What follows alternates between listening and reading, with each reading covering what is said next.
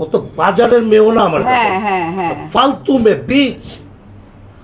তুই আমার সম্মান নিয়ে খেলতে পারিস না, আমাদের তোর সম্মান নাই, তুই রাস্তার মেয়ে হতে পারিস, আমরা না। আমাদের ফ্যামিলি স্ট্যাটাস অন্যরকম। বিদেশে তোর মেয়েরে পড়াইলে তুই অনেক কিছু হয়ে গেলি না, আর বিদেশে তো রিক্সাওয়ালার মেয়েও পড়ে। তোর নৈতিক শিক্ষাই নাই। খুলে গায়ের চামড়া খুলেও যদি আমার জুতা বানায় দেয়, এই ঋণ শোধ করতে পারবে না। আগে তো জায়েদা নিপুণের দ্বন্দ্ব ছিল, সেই দ্বন্দ্বের রসায়নও আমরা পড়ছি। ওই রাস্তাঘাটের চানাচুরালা রিক্সাওয়ালারাও যদি চায় শিল্পী সমিতির ইলেকশনে পার্টিসিপেট করবে এবং উইন করবে, তারা সেটা পারবে। টাকা ছিটালে তারাও সেটা পারবে। এবং ওদের অ্যাক্টিভিটিস আমি টের পেয়েছি, 2-3 দিনেই টের পেয়েছি। জয়ের অ্যাক্টিভিটিস, প্রত্যেকে গেম খেলছে আমাদের সাথে, প্রত্যেকটা বুঝতে হবে যে নিপুণের এগেনস্টে যারা এর আগে কাজ করেছে তারা আমাদের বিরুদ্ধে কাজ করছে। আবার এই পক্ষ কিভাবে করলো, আমি তো ওই ছেলেটাকে চিনি না। ও আমাকে নির্বাচনের দিনে আমি ওকে ফার্স্ট দেখলাম, বলে যে আমি কি এই পদের জন্য যোগ্য না। আমি আপনি যোগ্য কিনা দেয় না, ও অনেক ছবি নায়িকা, আমি এটাই বলছি। তো বললো যে উনি কি এই পদে, আমি এই পদের জন্য আপনি যোগ্য কিনা তাও আমি যাই। তো আমি জানি যে পলি অনেক ছবির নায়িকা এবং ইন্ডাস্ট্রির অনেক প্রভিডেন্ট ফিগার। আর আপনি যাকে নিয়ে দাঁড়াইছেন সে তো প্রশ্নই আসে না আমার সাথে দাঁড়ানো। কারণ আমি একজন ফুটবল প্লেয়ার ছিলাম, আমি ব্যাডমিন্টন খেলে ওই সমিতিতে আমি যেই ফ্রিজ এবং ওভেনটাও আমি দিয়ে আসছি, এবং ভিতরে যে টাইলস করাটা ওইটাও আমার।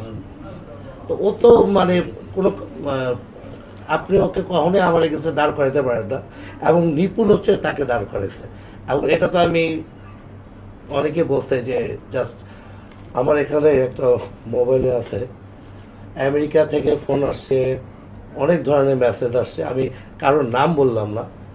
আমি অ্যাকচুয়ালি নির্বাচনটা করে এবার বুঝতে পারলাম আমি অনেক বড় একটা সাবজেক্ট ছিলাম এবার।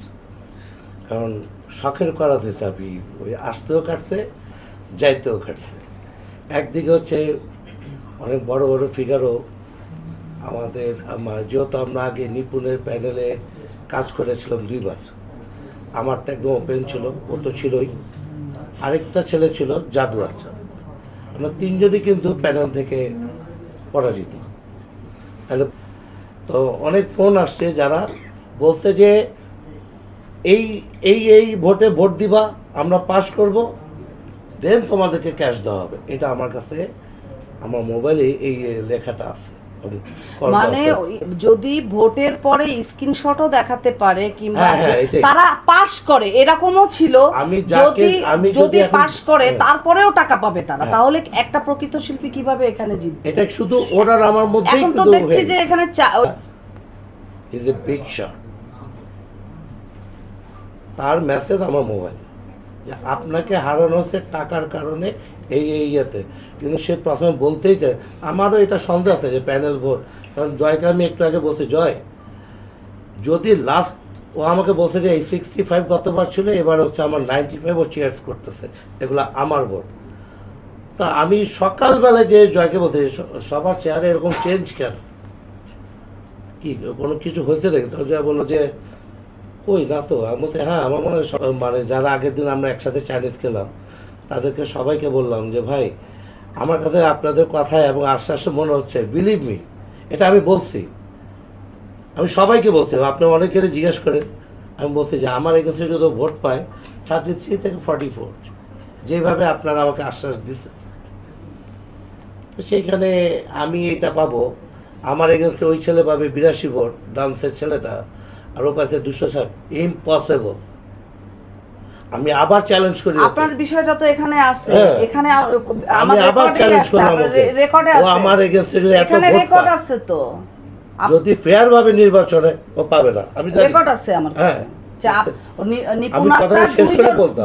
দুইটা চায়, দুইজনকে চায়, একজন আবির, আরেকজন হচ্ছে আকিব। তাহলে নিপুণ এই যে আমার কাছে আছে, এই যে দেখেন, দাঁড়ান আমি আনবো।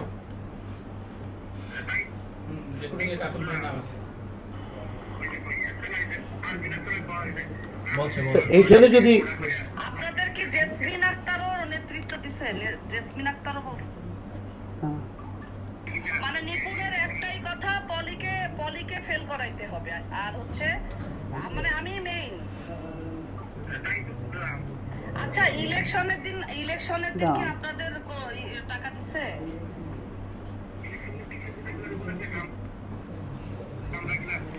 মানে কেউ 4,000 টাকা করে, মানে কতজন শিল্পী? প্রায় 294 জন হবে।